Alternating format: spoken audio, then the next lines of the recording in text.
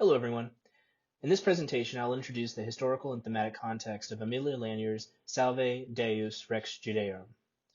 Specifically, we will focus on only one section of her larger work, a section titled An Apology for Eve, in which Lanyer displays what we call proto feminist ideals. So, let's get started. First, let's start with some background on Aemilia Lanyer, who was born in 1569 and died in 1645. She was educated in the aristocratic household of the Countess of Kent, and while in her late teens to early 20s, she was the mistress of Lord Hunson, Lord Chamberlain of Queen Elizabeth I's court.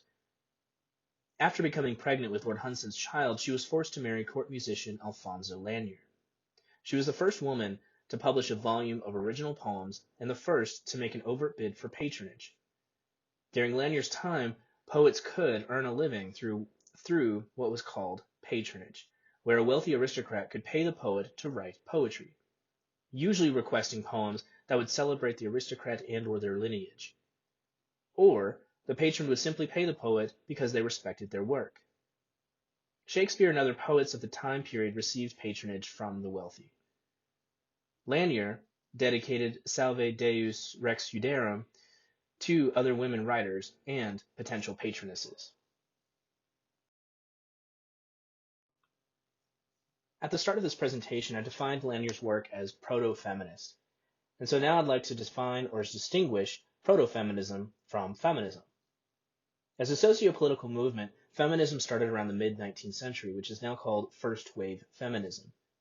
Today, we are in the third wave of the feminist movement. However, this does not mean women and men did not argue and or fight for equal or improved rights for women. Proto-feminist refers to actions or behaviors that preceded the feminist movement but expressed the same ideals. Therefore, Lanyer and her work are considered proto-feminist. Before and after the 16th and 17th centuries, Eve is largely blamed for humanity's expulsion from paradise. According to Christian tradition, all women are being punished for Eve's transgression through the pain of menstrual cycles and childbirth, whereas men are only punished with hard work. In the story from Genesis, Satan, taking the form of a serpent, seduced Eve by playing on her insecurities. Eating from the tree of knowledge would make her more of an equal to Adam, Satan argued. Thus, humanity brought sin into Eden through Eve's disobedience. In her defense of Eve, Lanyer takes an unusual approach. Now, it's important to note that apology is synonymous with defense in the 16th century. And so, although Lanyer titles this section of her poem An Apology for Eve, she really means a defense of Eve. Lanyer uses the stereotype of women being weak to support her own questioning of men's arguments regarding Eve's blame in humanity's fall from grace. She writes, "But surely Adam cannot be excused. Her fault, though great, yet he was most to blame.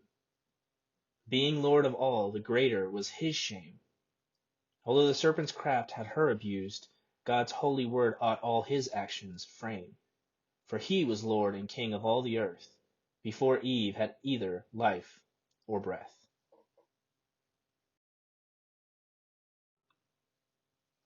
Lanyer questions why Eve, and by extension all women, should be blamed for original sin when Adam should have been the stronger person. After all, he heard God's commandment directly.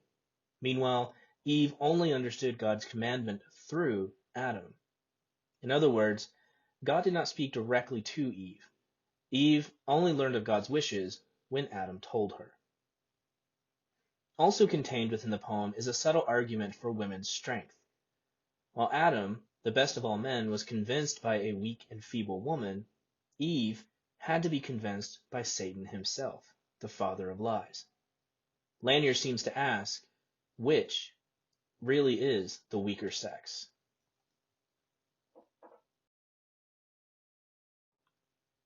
Thank you for watching, and please let me know if you have any questions.